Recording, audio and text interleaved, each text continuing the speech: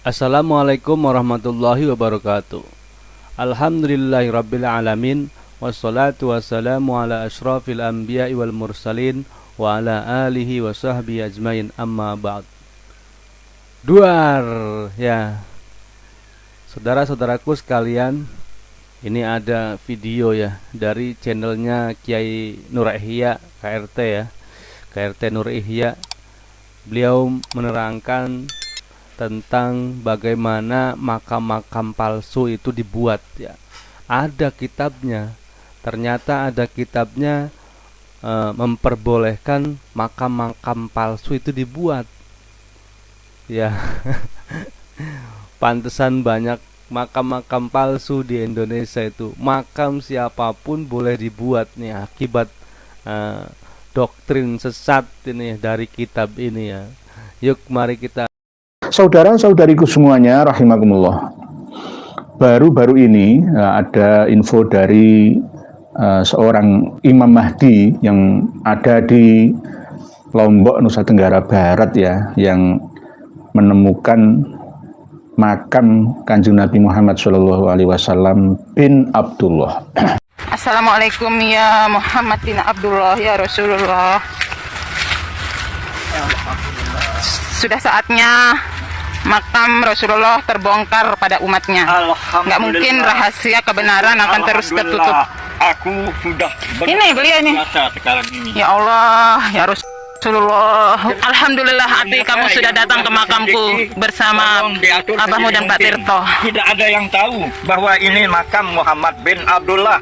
Sesudah rahasia dibangun oleh Al-Mahdi, Imam Mahdi di sini, mungkin baru akan timbul kepercayaan. Rasulullah SAW itu diyakini makamnya ada di Indonesia, di Lombok sana. Ini bagaimana ya? Kalau menurut kitab An-Nahrul Maurud ya boleh. Boleh. Gimana lagi? Bang, kitabnya kitab Ba'alawi. Ini kitabnya. An-Nahrul Maurud karya Habib Al-Idris. Jadi nanti saya mau bikin makam Syekh Abdul Qadir Al-Jailani di depan pondok saya ya nggak apa-apa. Karena ada ajarannya, ada tuntunannya. Ada kitabnya An-Nahrul Maurud. An-Nahrul Maurud.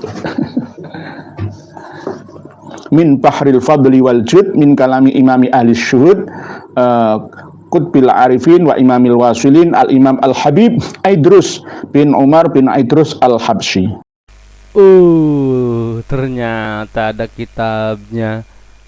Pantesan saja mereka menggampangkan ya, membuat makam-makam palsu, KRT Sumedingringrat dan lain-lain itu ya, Habib-habib yang nggak tahu asal usulnya. Udah ada tuntunannya toh. Yang mana ini dikumpulkan oleh Jama'ahu Al-Imam Al-Arif Billahi Ta'ala Ubaidillah bin Muhsin bin Alwi bin Sekaf As-Sakaf Al-Alawi radhiyallahu anhum wa nafa'ana bihim. An-Nahrul Maurud. Sebenarnya ini ada 2 juz. Yang juz 2-nya ini lebih spesifik, nanti akan kita baca bersama tentang dibolehkannya membuat makam-makam palsu. Baik itu makam wali atau nabi. Nah, kalau menurut standar normal ya ajaran Islam ya yang berhubungan dengan Quran, hadis, ijma' qiyas ya, ya jelas haram. Jelas tidak diperbolehkan. Karena apa? Itu nanti akan membaur ya, tasyabuh, tidak jelas mana yang asli, yang benar, dan mana yang salah, yang palsu. Yang akhirnya akan membingungkan itu. Tidak ada standar khusus yang bisa dipercaya ya. Pokoknya surah al-istifadhah ya wis pokoknya. Nggak perlu dalil-dalil kitab-kitab sezaman primer atau sekunder yang mendekati, ya nggak perlu ya. Ini kan dalil mereka para habaib itu. Ini sangat berbahaya jika terus diyakini ya dengan adanya dalil dari kitab ini. An-Nahrul Maurud. Kalau para kiai ada yang ingin minta kitabnya ya saya kasih. Saya kasih. Ini menandakan bahwa ajaran Ba'alawi itu sesat menyesatkan. Mohon maaf. Tidak hanya sesat saja, tapi menyesatkan. Aslinya itu ranah tasawuf. Tapi jumbuh tasyabuh seakan-akan menjadi suatu anjuran ajaran syariat. Lalu diarahkan ke hakikat. Hakikatnya penting kan hatinya, ya, niatnya. Ya. Bihusni niyatihi atau bihasbi niyatihi wa kuwati himmatihi wa azimatihi. Tergantung niatnya. Kuwatnya tergantung niatnya. Ya itu tadi. Saya membuat makam serta niati di makamnya Syekh Abdul Qadir Al-Jailani. Kita buat di kamar saya ya boleh-boleh saja. Menurut kitab ini. Para pemirsa dan pendengar sekalian rahimakumullah.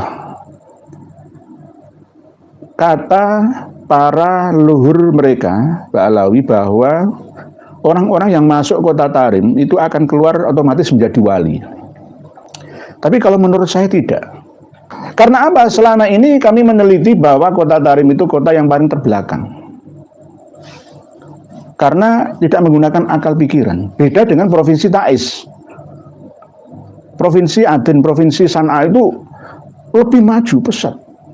Ya, era keterbukaan informasi mereka terima, ilmu dan teknologi mereka adopsi. Tapi kalau di Tarim itu masih primitif. Karena di sana tidak mengedepankan akal dan pikiran yang sehat, hanya menggunakan perasaan, hati, dan nurani saja, sehingga tidak mampu membedakan ma bainal haq wal batil. Yang penting yakin.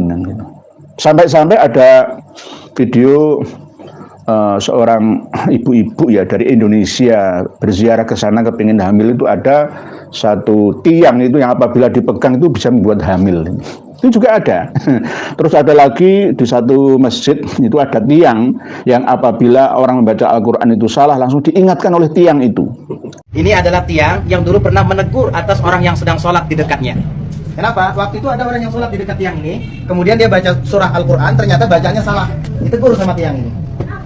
Ditegur sama tiang ini bahwa ayat yang kamu baca itu salah, yang benar itu begini. Akhirnya dia yang sholat tadi pun membenarkan bacaannya berkat teguran tiang ini. Setelah dia salam, dia lihat ternyata tiang ini yang menegur, gak ada siapa-siapa. Makanya diabadikan lalu diukir di sini tulisan hadisariyah allati raddat alal musalli. Ini adalah tiang yang dulu pernah menegur atas orang yang sholat di sampingnya ketika salah baca Al-Quran. Kita dapat ambil pelajaran, jangankan manusianya, ulamanya, tiangnya aja alim di Tarim ini. Tiangnya aja. Luar biasa. Kalau tiang itu tiang menungso, betul nopo-nopo. Tiang itu kan bahasa Nusantara, tiang itu manusia. Nah ini tiang-tiang beneran itu loh. Tiang tembok beton itu loh. Itu bisa ngomong dan mengingatkan bacaan Al-Qur'annya imam atau orang yang membaca Al-Qur'an di sekitar situ yang salah. Nah, hal-hal seperti ini kalau dipertahankan dibawa ke Indonesia, maka Indonesia akan menjadi negara halu yang akhirnya tidak mampu menikmati sumber daya alam yang dianugerahkan oleh Allah Subhanahu wa ta'ala untuk kita akses, kita nikmati bersama. Gara-gara pola pikir ya, memori yang dikotori dengan cerita-cerita halu. Itu. Jadi inilah bahayanya itu.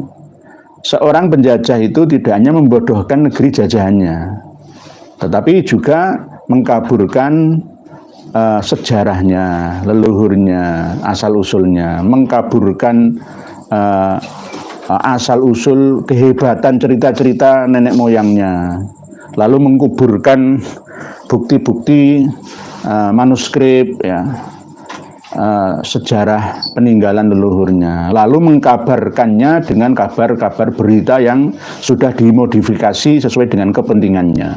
Itu agendanya. Buktinya mana? Ya buktinya sekelas Profesor Yasmin Zaki Shahab, Profesor UI lah itu, Universitas Indonesia lah ya, universitas bergengsi, number one ya, nomor wahid ya, nomor satu di Indonesia ya.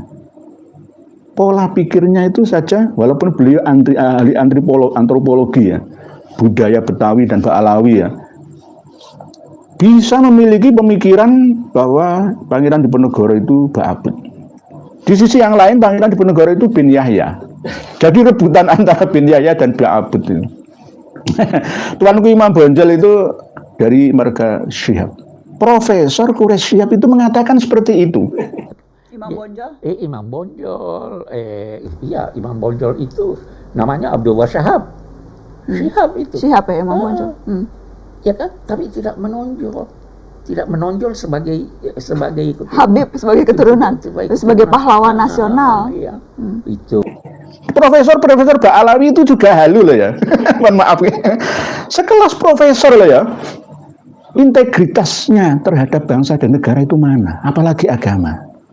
Dikatakan itu terang-terangan waktu di RA Robito Alawiyah ya, pada sesi tanggal 8 itu ya kalau nggak salah ya. Profesor Yasmin Zaki Syahar, Pangeran Diponegoro itu Ba'abut. Apa bedanya dengan Syarifah Fatimah Ba'abut yang mau mengkudeta Kesultanan Banten dulu itu? Sama saja. Jadi kalau menurut saya sulit membedakan, mohon maaf nggih. Dari 1% marga Ba'alawi, mulai dari yang muda sampai yang tua, mulai dari yang asor sampai yang paling tinggi profesor, sama saja. Hanya 1%. Nah, ini ada video dari kakak cantik ya.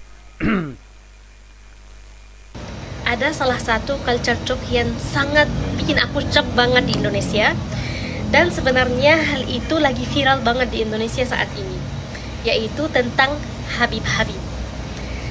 Banyak orang di Indonesia ini yang mengaku bahwa dia Habib dan keturunan Rasulullah. Padahal di negara-negara Arab nggak ada yang seperti itu. Nggak ada yang mengaku bahwa dia keturunan Rasulullah dan nggak ada yang mengaku bahwa dia Habib. Karena nggak ada yang tahu bahwa dia keturunan Rasulullah atau enggak. Ya kita semua berharap bahwa kita dari umat Muhammad, keturunan Rasul. Kita semua berharap itu, tapi kita nggak tahu hal seperti itu.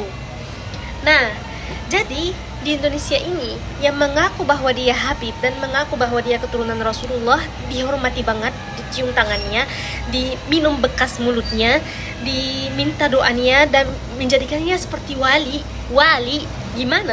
Gimana melakukan hal seperti itu? Dan kalau dia dikuburkan, kalau sudah meninggal dan dikuburkan, didatangi kuburannya, dihiasi kuburannya, ditaruh uang-uang di tempat kuburannya itu, diminta doanya seperti kalau dia wali beneran. Dan apa semua itu? Apa semua itu? Coba kalian pikirkan.